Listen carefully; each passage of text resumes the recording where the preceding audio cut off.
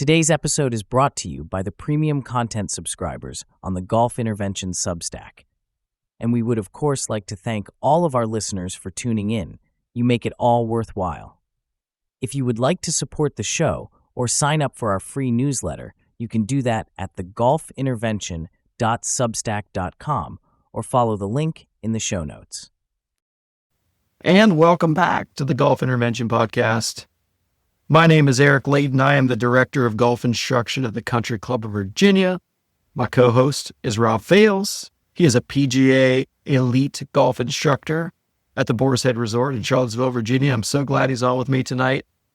Oh boy. I think my title just golf changed. Instructor, like the elitist golf instructor you've ever seen. He is the player development. What is your title? I can never get it right. Yeah. Player development leader. He's a player development leader at the Boar's Head Resort at Birdwood at UVA in Charlottesville, Virginia. And I'm glad to have him on. On today's episode, we are going to discuss how do you choose a golf ball? What are the major considerations based on how you play and what you're looking at for a golf ball? What are all the major decision points? We're going to try to cover them today on the episode. And we're also going to cover the craziest golf lesson I've ever had in my life, which is super crazy. And I shared it with Rob Fales earlier today. I found the email from 6 years ago, the follow-up email from the lesson. And I will actually read that verbatim on the show today so you can get a sense of how crazy that lesson was. But there is a lot to learn from that story. So I'm hoping that you all today will get a little bit of insight into some performance stuff here on the Golf Intervention Podcast. So how you doing, Rob Fales in Charlottesville today? We're doing great. It feels like fall. I've taken my daughter, one of my kids, back to college already. She goes a little early because she's on a competitive team and has to be back early. Nice. But man, the weather's been really nice here. It's been cool. And man, it feels good. And I'm ready for fall. I'm not going to lie. August 1st, I was drinking pumpkin coffee and lighting pumpkin candles. Oh, summer, I just feel like I endure the Central Virginia summers. It really is, yeah. Yeah, just every day, just try to get to the next day. But I do like that my kids are home from college. That's the best part of the summer. But fall is the best time of year, in my opinion. So I get anxious and I drink that pumpkin coffee early. It's like a mindset thing, you know? So we had an episode, our last episode we dropped actually this morning. It was with Dr. Andy Royalty. If you haven't checked out that episode, check it out. Every time we put out an episode about, I think, the body and the swing and health and all that, nobody listens to it. They're like, nah, I don't need that episode. But Dr. Andy is a very passionate guy when it comes to golf and performance, and I enjoyed listening to it, and there's a lot of nuggets in there, so go check that episode out if you have not, and share it with a friend or a golf friend of yours that may have some pain that they're dealing with or that you notice that they're dealing with, because it could be helpful and encouraging to hear that there is a light at the end of that tunnel, maybe if you seek the proper treatment. Yeah. So we're going to start today with a discussion on golf balls. We got a question from John Epps, who is a listener to the show, a student of mine, a subscriber to the Substack, and he asked us on Substack, he says, I am a level 2 golfer. What are the major considerations I need to think about when choosing a golf ball to play? So I was thinking back, and this is episode 49, I think. I don't think we've really talked about the golf ball very much, have we, Rob Fales? No. So this will be good. I mean, I think that choosing a golf ball is interesting. I think it's pretty easy. Get a Titleist. How hard is that? Go buy Titleist. Get a Pro V1 and play. Right. Like, how hard is that? Legitimately. We understand that there's lots of considerations when it goes to playing golf balls, because there's everything from some of the marketing stuff that you hear about, is this ball better for slower speeds or higher launch or lower launch or more spin or less spin? There's also the price consideration. There's the brand consideration. You've got direct-to-consumer golf balls now that are marketing themselves as, just as good as a Titleist or whatever. You have TaylorMade and Callaway really pushing hard to take some of that golf ball market from Titleist, who's just always dominated it. Mm-hmm. Really good brands like Bridgestone out there. And so I think there are some considerations when you're talking about the golf ball, because that's a very big part of the equipment. And so if we go, maybe we could go the old school golf intervention route on this one, Rob, and go, hey, here's your considerations for level 1 player, and then level 2 player, and level 3 player. And I think that would be a really good way to take it on. And also kind of balancing out the other thing, which is A, does it matter? And B, is a more expensive ball a better golf ball? And you all can take this for what it's worth. We're going to give you our honest opinion on all that. And hopefully you can take that information and use it to your best ability to purchase a golf ball that you think will be best for you. So level 3 consideration, we'll start with level 1, which is, as we were saying, is a kind of a beginner golfer, to somewhere around maybe someone who's a bogey golfer, shooting in the 90s, high 90s. So I think it's fair to say when you're starting off golf, you just whatever you can find or people give to you, it's probably not a bad idea. Just playing the game, just getting any equipment is good, right? Or you're piecing together sets of clubs potentially to see if you really like the game as a beginner. And then as you play more, and really the golf ball at that point doesn't matter really that much, right? You're not making great contact most of the time. Consistency in the flight isn't that important. I will say big gashes on the golf ball or scuffs or dirt or mud, that does matter. So you want to keep at least a clean, fresh golf ball. To get some good feedback on how it flies. But at the end of the day, you're just trying to stay in the game.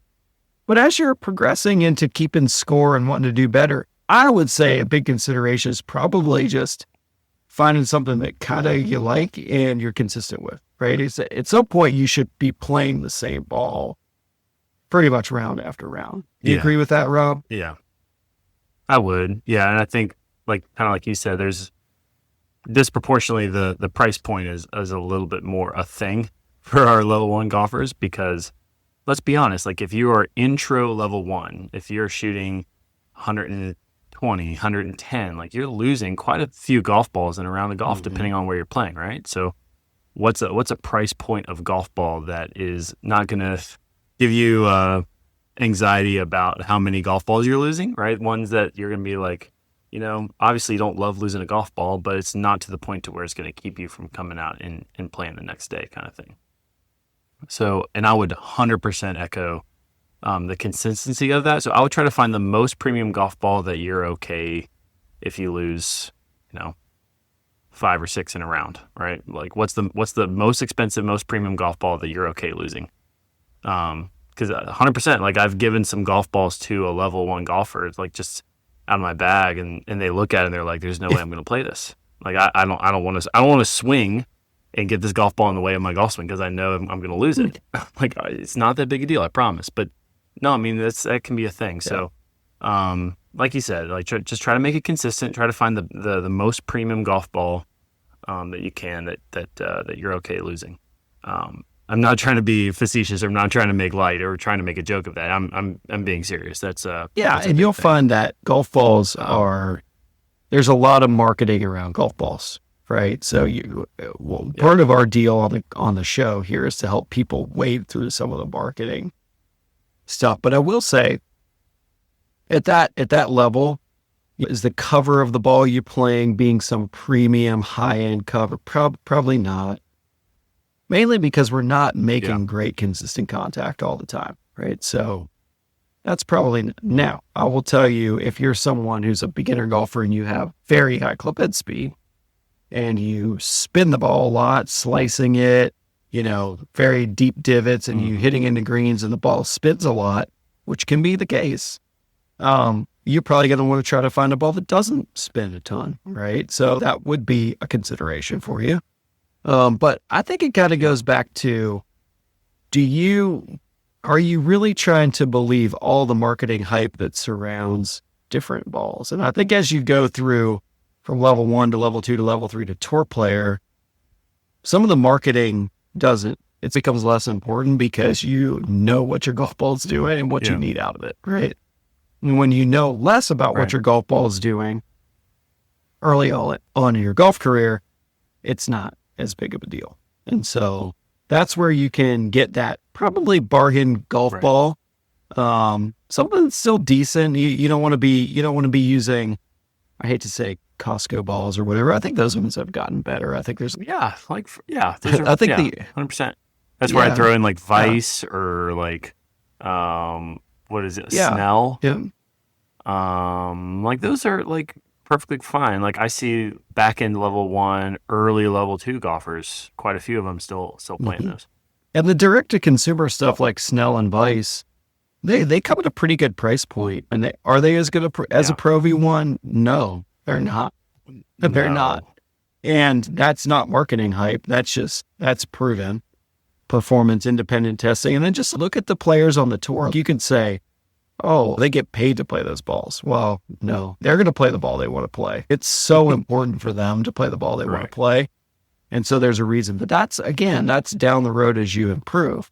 Early on, you're just trying to get something in the bag. Now, all the top golf ball producers will make some value golf balls, right? With little less expensive cover on them, they're not premium, but they're pretty darn good, right? It's like Titleist makes a Tour Soft or whatever. It's similar to a Pro V1 design, but it's got a different cover, slightly different core, but has that same deal or velocity. And so if you wanted to play a Titleist, they have one that's a better price point that you could get. It may be in multiple colors and that kind of thing if you're into that sort of stuff. Yeah. So as we go on from anything else you could think of in level 1 that the player may need to think about with their golf ball there? No. As we go into level 2, this is where if you were going to go get fit for a golf ball, now you're probably a pretty competent golfer, a pretty serious golfer, and you were going to go get fit for a golf ball. This is where the data that we've talked about in the past sort of falls in line with what you're doing with your equipment considerations, which is like, hey, if I'm a level 2 golfer, some of the things I really need to do is I need to drive the ball better, straighter and longer, and I also need to hit more greens, right? So I got to start controlling the ball into the green. So like when you go get fit for a Titleist golf ball at a Titleist fitting day, they're going to really start you off with approach shots into the green. Like, how do I get this ball to go from the fairway into the green, even before thinking about how it launches off the tee? So I'm going to guess now most of the serious level 2 players are in a premium golf ball of some sort, right? And that price point is no joke, man. Like one of the reasons I'm glad I'm a golf pro is that I don't have to buy golf balls, right? Because it's insane nowadays. Isn't it? Yeah, I must say our Pro V1s, they're over $56 a dozen or something these days. Is that what they 60. are? 60. Whew, good gracious. So at $60 a dozen, you're hoping to not lose many, but you're also hoping that you are getting a really good golf ball, right? Really good golf ball. Yeah. And I think it's fair to say, one, disclaimer, I'm a Titleist staff player. But I think it's very fair to say there's a reason why Titleist has dominated the golf ball market, both on the tours and on the, just as the sales to the population, is because that Pro V1, Pro V1X pairing of golf balls is just extremely good. It's just extremely good. It's extremely consistent. Yeah. They manufacture it really well. Checks all the boxes. It's really good into the greens. It's really good in the short game. It's really good off the tee. And between the Pro V1 and Pro V1X, everyone that plays good golf can play one of those 2 golf balls. I mean, you could throw the AVX in there as well as the other premium ball, but there's this notion that, which I've heard in the past, and I think this comes from the other companies, if you don't swing at least 90 miles an hour with your driver, you can't hit a Pro V1 because you can't compress it or whatever. And people started to believe that for a while. That was like this crazy story that maybe Callaway or somebody, I'm just kidding. I don't know how to put it out, but it was like this crazy notion, but no, like pretty much if you play golf, you can hit a Pro V1 or one of those in that premium family. For sure. And so they all do have a little bit different flight characteristics and spin characteristics. Now, I am not an expert on the Callaway balls and the TaylorMade balls and Bridgestone balls. Do you know much about those, Robbie? Either. No, that's a blind spot for And me. the reason sure. why is we just all play Titleist. I mean, it just is what it is. I mean, I'm not trying to be ugly about it. I was on TaylorMade staff for many years and played the TaylorMade ball, but that would have been 10 years ago. And they were good. TaylorMade, I think, makes a very good golf ball. They have a TP5 and TP5X is what they're called. At least they used to be called. Should maybe still call that. A similar idea to Pro V1 and Pro V1X from a design standpoint. Callaway's got this Chrome Soft, now Chrome Soft Tour, Chrome Soft X. I don't know much about it. I like the stripes on them. I think the stripes are kind of cool that they do for the putting alignment. Yeah. But the testing really bears out, and really the performance bears out that the Titleist golf ball just does pretty much perform a little bit better than everything else. It just is what it is. Yeah, and being a Ping staffer, I'll plug their WebFit app, right? So webfit.ping.com. You can actually download an app. So if you want to see, all right, well, you want to get a Titleist option, but you also want to see some of the other brands or what are some of the other options that might be comparable. I'm a huge fan of, really, if you're a level 1, level 2, or level 3 golfer, specifically our kind of early level 2 golfers, going into that app and plugging in all of the information that you have. Ping does an amazing job of creating these algorithms of like, okay, for these types of inputs, right, we're going to likely get this type of output. And it's pretty amazing, as I work through the app myself and I kind of plug in the data. It's pretty darn good. I mean, it puts me right into a Pro V1X, which is the ball that I play. But it also gives me, I think there was the Tour Chrome was one of them that I could have explored from Callaway. There was I believe there was one from TaylorMade as well. And it gives me, again, it'll give you 3 or 4 options that are like S tier, right? But then it'll also give you, kind of down the line, some other golf balls that, hey, if you don't want to spend that same price point, you can look at some of these as well and get kind of a little bit of the best of both worlds. So big fan of that app. I would agree, definitely.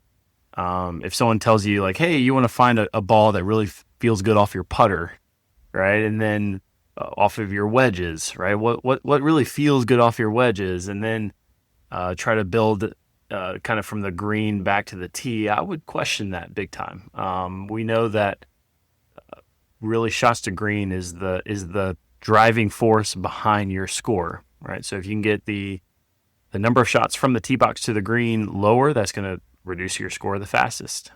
So I would venture to say, hey, let's optimize the golf ball for your driver, or perhaps even optimize your golf ball for your approach shots, if you want to start with that first. And then within those golf balls that perform well off the driver and off your approach shots, then we can try to figure out, okay, what's a golf ball that feels nice to you around the greens? And then maybe the pitching and the chipping and the putting can maybe be the tiebreaker. That's kind of how I think about it. But that's, it's a common question, but it's one that we haven't really discussed yet on the pod. So I was glad we were able to get to that for sure. Yeah, so that's great. Is there a link to the app? Is it in the App Store or is it like a web app? Yeah, I'll send it to you. We'll go ahead and we'll make sure that that's linked on the pod. But it's a great resource, very similar to their wedge fitting app. I mean, I honestly tell you, like from a club fitting standpoint, if I didn't have the Ping WebFit app, it is literally an app that you can download. I think at this point, if not, it's on the web, and I've actually you can add it as a what's it called, a widget or an app? I'm not sure exactly what the term is, but you can put it onto your phone. So I've got it in here somewhere. I'll find it here shortly enough. But here we go. Ping, is it Copilot? Oh, it might actually be called Copilot. The Ping Copilot app. Yes. Yep. So that's what you're going to want to get. It's awesome. It'll do shaft fitting, solve for your gapping in between, like which clubs, what set and makeup you're likely to need, optimize driver launch conditions, wedge grinds with your color code. It's got a ton of great resources on the Ping Copilot. So I recommend certainly professionals who are out in the trenches doing their club fitting, but and also our passionate level 2 and level 1 golfers for sure, going in there and downloading it and seeing what information they can glean from it.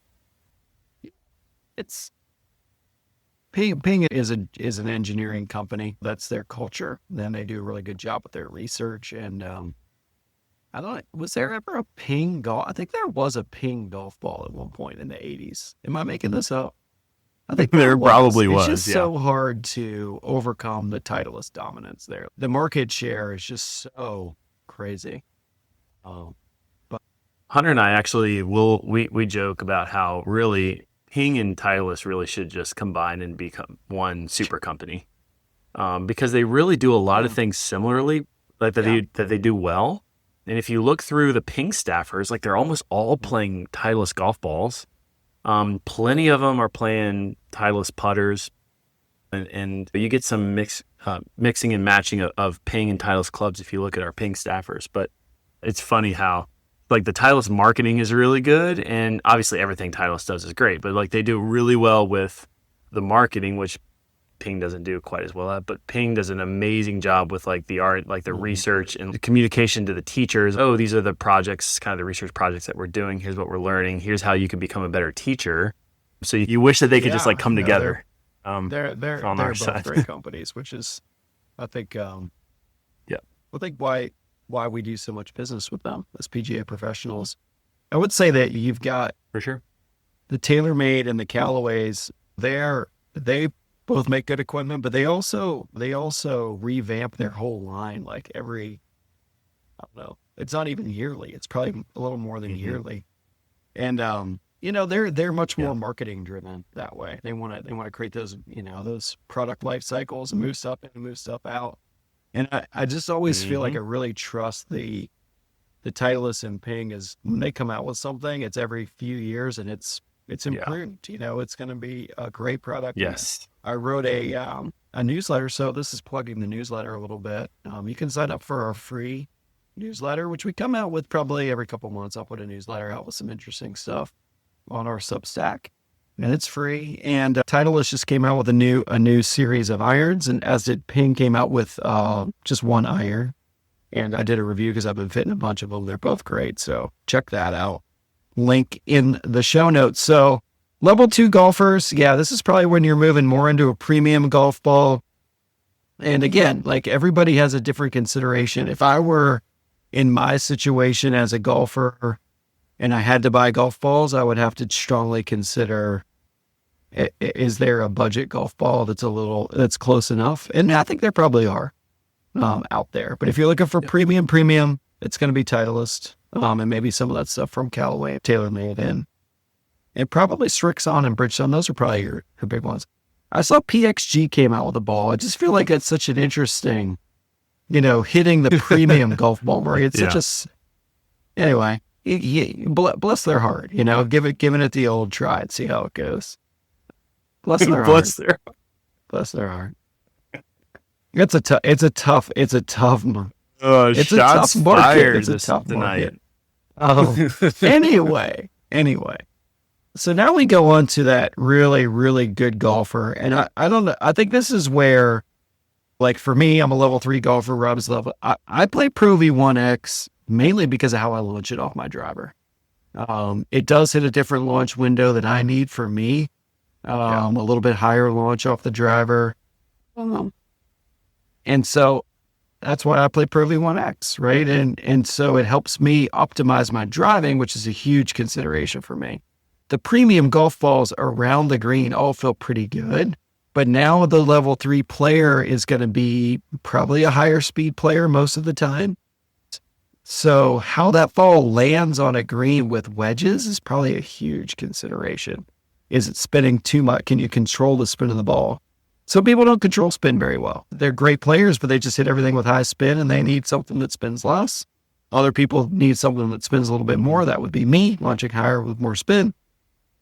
And so I also believe at this time, this is where you settle on a ball and you play it and you play it and you play it over and over and over again. And you're not going to mix it up because golf balls perform so differently, which you always hear about at the Ryder Cup, right? Like when they're pairing up players in the alternate shot, they basically feel like they need to pair them a little bit of a consideration as the golf ball that they're playing, right? Because players do want to have a ball that plays similarly, if not the same, to their partner when they're playing alternate shot. So consistency, premium, how it's launching off the driver, how it goes in on those wedges, probably the main considerations there. What else are you seeing there for a level 3 player, Rob? Yeah. Yeah, I would say that the one question that I have is for, when you start talking about tour players, you get to massively different setups from week to week.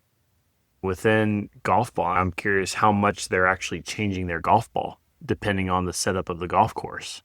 Is that something that they do, or are they typically going to keep the ball the same and then make little equipment tweaks? What have you seen? I'd be surprised if they're changing ball week to week. Yeah, I'd be surprised if they're changing ball week to week. Yeah. Maybe when they go play in Colorado or in Mexico City where the elevation becomes a big thing, but I doubt even there. Tour players are very interesting. I mean, they'll play. Titleists will make Pro V1s from 10 years ago still. As long as they're on the conforming list still, they'll make them, and there'll be players that want to play that Pro V1 from 2018 or whatever, because that's the ball they like and that's the one they want to play, and they'll keep getting it in their locker at the tournament. And so I think that they typically become creatures of habit when it comes to that stuff, right? They're marking their ball the same way. They like to play the same number. A lot of them making generalizations. But no, for sure. Some of the equipment that you see, even like some of the, I think, especially when it comes to 3-woods and things like that, like playing 3-woods from 12, 15 years ago is not crazy abnormal. No. Like a lot of these level 4 tour players are, they are sticklers when they find a club that they love, they will stick with it until it breaks. Especially I think like the driver, they're going to be incentivized to switch very often, right? Hey, you're going to play the newest driver because that's in your contract or whatever. But free wood, hybrid, even some irons. Corey Pavin was playing some irons a couple of years ago that were like from 2005, tailor-made like TP R7s or something. Some crazy, like yeah.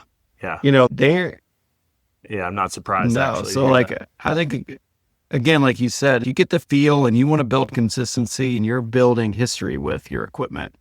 And the golf ball is a very big part of that because you just want to see it do the same things over and over and over again. So that's probably the main consideration as you go into level 3 and 4. But yeah, even in their practice, like they practice with their golf ball, like on the range, a lot of them are going to be hitting that golf ball. And I know this because I run a tour range. And on the Champions Tour, they only get Pro V1s to hit. But some of them we'll find Strixon balls and Callaway balls and stuff mixed in with the balls that they'll be like, cool. Hey, I got my TrackMan out and I'm trying to dial in my driver. I'm gonna hit 2 sleeves of Strixon into the range. It just is what it is. It's not that they're paying for them, right? So they don't care. Right. No. So yeah, I think they're pretty well locked in on the ball they like to play.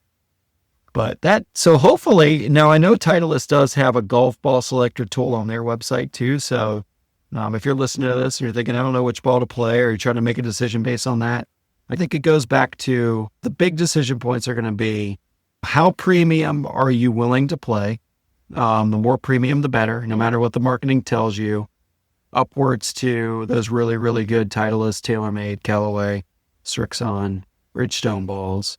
And I think a lot of it boils down to how it launches on your driver and how it feels whenever you're hitting it into a green, how it's reacting on the green, and then how you like it to feel in the short game. Even on the putting, the Ping app says on the putting, maybe there's a feel that you like. I could not care any less about how a ball felt in my putting, I don't think that would be a zero consideration for me, even using a blade putter still all these years later. Did you see the Odyssey Happy Gilmore I haven't putter seen yet? it. Is it a hockey stick? Pretty sweet. Yeah. Nice. Is it? Yeah, it and looks it's just a like real a putter that you can order, or It's a real. It is a USGA conforming putter. You can go out and you can putt with the Happy Gilmore. Have you seen the movie? Have you seen the new? Is it? How would you? How many stars would you get out of 5 stars? Oh my gosh! Oh man, I would say that I enjoyed it. Oh, there you go. Quite a bit. That's good. There were some really, really funny parts, especially when they brought in the tour pros. Scotty in particular, they used him really, really well, I thought, in the movie. John Daly was basically like their pet, essentially. Like, oh, don't be afraid. Don't forget to feed John Daly when you leave. Which was hysterical. It was basically a live, like they were commenting on live, and they had Brooks and Bryson playing on the PGA Tour side, which was really funny. So I love how they use the tour pros. Will Zalatoris was the old caddy from the first version. He looked just like that kid. Yeah. He looks just like him, which I thought was hysterical. So yeah, it got a little unhinged. I'm not going to lie. A couple of parts were just a little too out there for me, but no, all in all, like it was entertaining. I have not yet seen the new one, but obviously a big fan of the old one. So I don't know. One of these days we'll check it out. Probably when my younger daughters are not around. Yeah. They're not ready for Adam Sandler movies yet. No.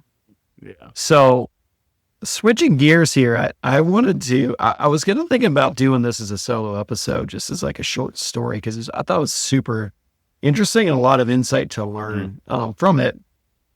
But this came up in my mind the other day. The craziest lesson that I probably ever taught. And I've been teaching golf a long time, right? 20 plus years. I had one of our interns in observing me teach the other day.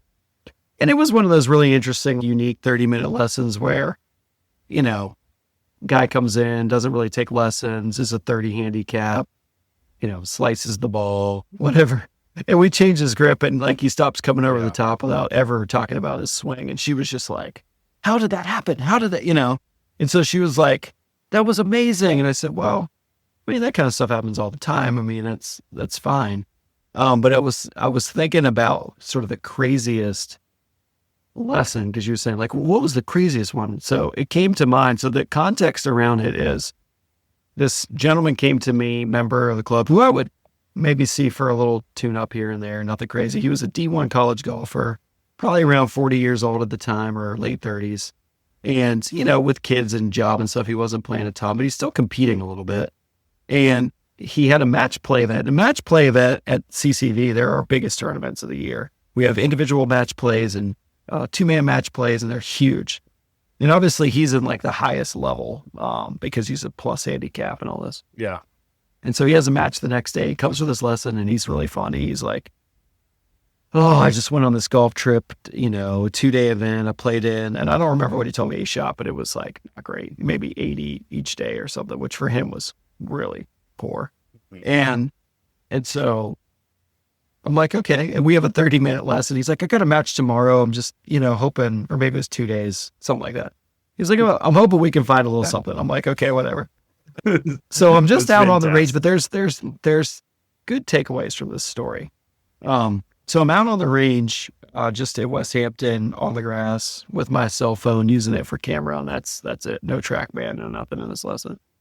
And he's hitting shots, and he's just like, I can't hit a solid shot. It's going all over the planet. And so I'm looking at it, and I did what I typically do, is I filmed him straight on, and I'm watching. I see some things. I film him from the face on view, and I said, hey, tell me what you think about this ball position. And he looks at it and he goes, wow, looks like the ball position is really far back. Now, it looked to me like he was playing like a 7-iron off his back heel. That's what it looked like to me, right? But I wanted to know what his perspective was. So I don't ever, as you know, if you're an avid listener to the show. That's a great lesson for our young teachers who are listening to this. That's a great lesson right there. So I showed him to him. I said, let's talk about the ball position. And he said, well, it looks really far back. I said, okay, well, let's just move it up a little bit, because you're making, contact is not good. Face is being delivered all over the place. Let's just see what happens. And so we move it up. A couple swings later, he's hitting it really good, just like hit it great. And I said, all right, well, I think that's it. So what did we do? We worked on that skill of finding the ball in the club face at the bottom of the arc, right? That's all we did. And he's a highly skilled player, right? Former D1 college golfer. And so I said to him, like, wow, that was fun. You're hitting it great. Let me know how your match goes. He goes, I'll let you know. So I found this email today. It was from 6 years ago, and I saved it because it's really funny, and I sent it to you. So I'm going to read it.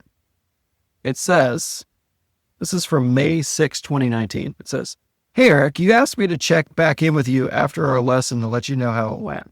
Let's just say the weekend was pure golfing comedy. I almost didn't play as our match on Sunday because I jacked up my right shoulder playing with my kids on Saturday, but I took a bunch of Advil and got out there. So I'm like, okay, this is interesting. It says, I ended up making 9 birdies at the river for my career low round. So, and then it goes on a little bit, and he says, that's awesome. This is a really interesting part. He said, I felt like I was going to hit a pole top on every shot, but obviously things worked out in the results department. So glad I got a checkup last week. Thank you for your help. So I think the point there is, he and I worked through a solution that wasn't reworking his whole swing the day before a match. And that was a big match because he mentioned who he played against with. So it's one of the better players at the club. He shot 63 that day on the James River. So he made 9 pars and 9 birdies. The James River is no joke. We hosted 2 U.S. amateurs on that golf course. It's a William Flynn, 10 years in a row now, at Charles Schwab Cup playoff event on the Champions Tour. So that is not what you would call a cakewalk golf course. And he went 9 birdies, 9 pars, and he said, I felt like I was going to hit, a pole top on every shot. So I think the thing to note there is a couple things, like you were pointing out before, just how do we work through a solution? But at the end of the day, he kind of went out there going like, I don't really trust what's going on, but I'm just going to be really open-minded because what I'm doing wasn't very good, right? I wasn't hitting it on the planet. So I'm going to go out with this new feel and see what happens. And I mean, I wonder what percentage of golfers in a legitimate and competitive round of golf could shoot 63 with 9 birdies. I mean, it's on planet Earth, like very few people could shoot around like that. It was just really cool. It was really fun to get a follow-up email like that. And I think that I say it's the craziest lesson I've ever had because of the score, but I also kind of feel like he was so far away from feeling like that was an easy fix. Like for us, it was like, move the ball up 3 or 4 inches and swing. And he's such a good player that he's like, I don't know if I can find anything with this, but I'm just going to do it because I'm used to trying to figure it out. And so growth mindset there for sure. And, I wish yes, I love those. I love the follow-ups. And I always tell my lessons, I'm like, let me know how it goes. And I rarely get too many follow-up emails like that, but that one was pretty fun. So, I thought it'd be really fun to share that story just because I think there's a lot to learn there. Don't you think? 100%. Yeah. I mean, I think a lot of times with what we're asking golfers to do is appreciate the fact that their perception is not matching reality, right? There's a disconnect, right? It is a leap of faith. It is definitely a skill that is easier said than done to go out on a golf course with other people playing around you and a scorecard in your pocket and commit to doing something that actually feels wrong. Not many people are willing to do that. And this is why people struggle to grow, in my opinion, right? Because they're always trying to do something that feels right. Right. And that's and it's like, I want to control it. I want to have it right. I want to have it safe. And it's like anything else. You're not going to get in shape to run a marathon by not pushing yourself, out of your comfort zone, right? You're not, you're always having to try to find that thing and then go for the next step, right? And in golf, for some reason, we tend to revert to a safe space a lot. Golfers do this a lot in their practice. Yes. And so I think that growth mindset of just challenging yourself to get out of the comfort zone and try to do something a little bit better, a little bit different, can really pay off. Otherwise, you'll probably just end up being the same type of golfer that you've always been, right? Like we can improve a little bit at different rates and have better days 100%. And whatnot, but until you really, really challenge yourself to find that bigger, that level up kind of feel.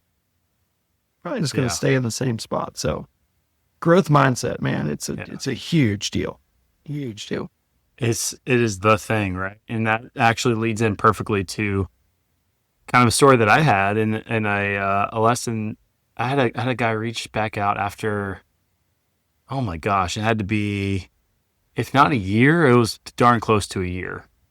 And I've got the email somewhere, but for the sake of having to find it, said basically just updating me like, hey, I've gotten from, I think he was like a 20 when we first started, all the way down to an 8. And I will tell you, because we saw each other pretty frequently for the first, I want to say 6 months of that we were working together. I didn't see him much after that. At least for the first 2 months, he would tell you that his scores did get better. If anything, they got a little bit worse, right? In the first lesson that we had, and this is why I'm going to just keep beating this drum of training skill, is because in the very first lesson that we had, we got him to see something different in the ball flight right away, right? Without him feeling like his swing is that much different. So really, I presented this skill training as like an exercise. I was like, hey, this is like the first 5 minutes of what you're going to do when you go out to the range. When you go practice, if you want to do it before you go out and play, you can. I'm going to leave that up to you. If you feel like it's too much, just warm up and just go play. But if you're going to go out and train, this is going to be the first 5 to 10 minutes of what you're doing. I need you to find your reference points, your actual margins of error for arc height, arc location forward and back, and club face. And he absolutely like bought in. He was like, yeah, this is just what I do, right? I just go out, and the first 10 minutes, I'm just hitting tops, I'm hitting fat, I'm hitting toe shanks, heel shanks, I'm hitting big hooks, hitting big slices. And then I just check the box. I'm like, all right, I'm done. That's all I'm doing.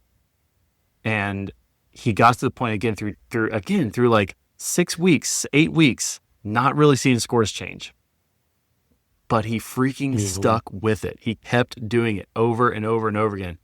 And then it was like, that cartoon where the little guy's got a pickaxe and he's trying to pick his way out of the tunnel, right? And he gets to the very last one. He's like, oh, if you just do one more, if you just go one more swing, you're gonna find your way out of this tunnel.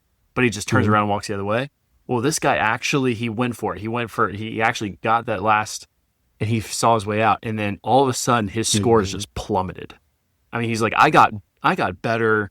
Like, I wasn't getting better, and then I got way better really quick. Because at some point, it just clicked. It was like, all right, I'm seeing like a couple hooks or I'm seeing a couple fades, and it's just like no big deal. I just like change a little bit with my feel, and then ball flight's back to straightish. And he said he really started to be able to do it on the golf course because he's very growth minded. He waits for just 3 to 5 of something kind of similar before he's like, all right, cool. That's just where I'm at today. And there's a high level of acceptance of that.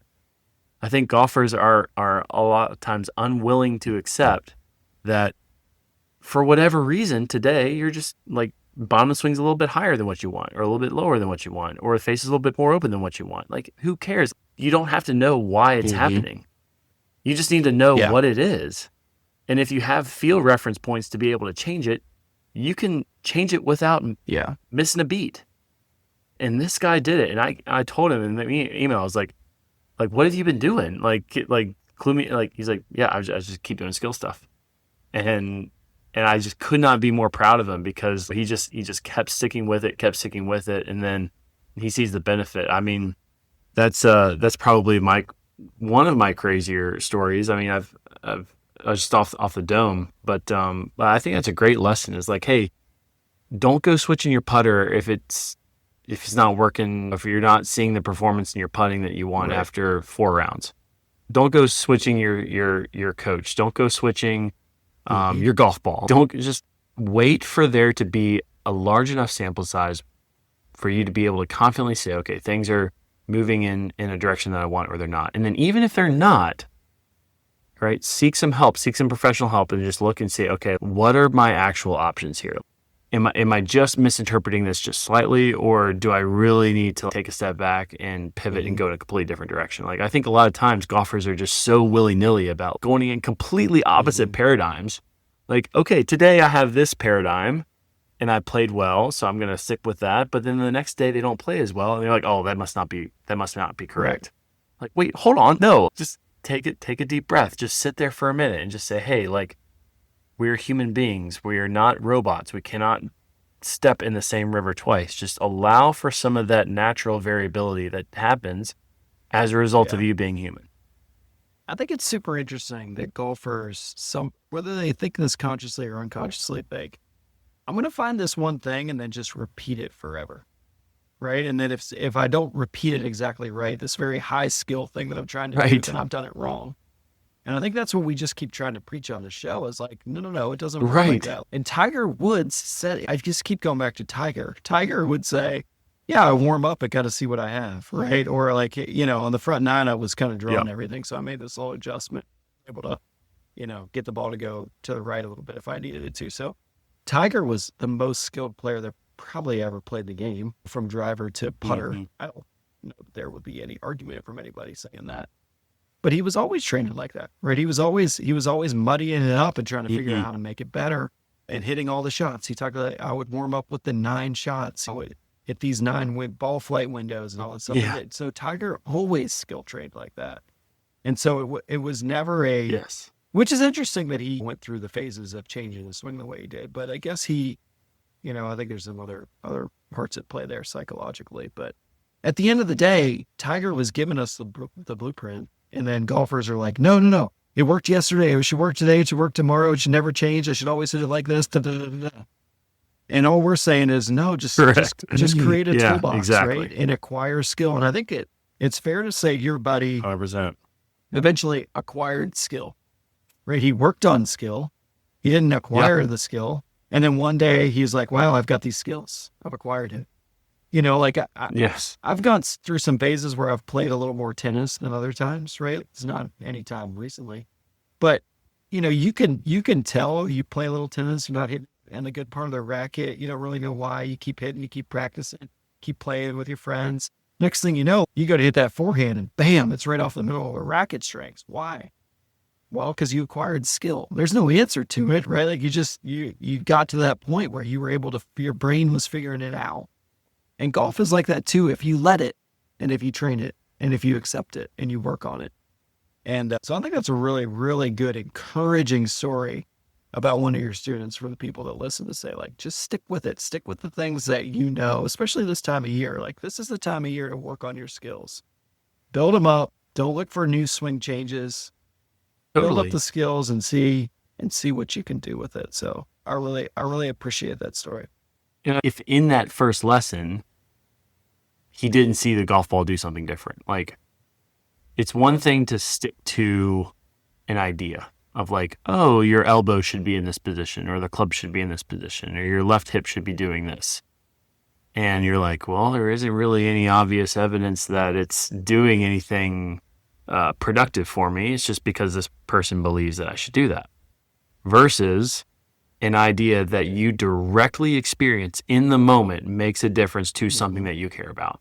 Because if in that first lesson, if I didn't get him to go from not ever being able to hit a ball left of target to being able to hit a little draw that actually finishes at or just left of target, then I probably wouldn't have had him buy in and continue that process. So I think, again, that's as much of a lesson for our coaches as possible, is like, even if the swing isn't exactly what you want, even if the rhythm's a little bit off, or if the grip's not quite what you like, or the posture is not quite right, like, it's so worth it just to give them the tools and give them the autonomy and to give them the power to be able to do something different with the golf ball when they want to do it, that I just think it's such an easy, no-brainer play call to make, especially if you know that you're going to see the person again.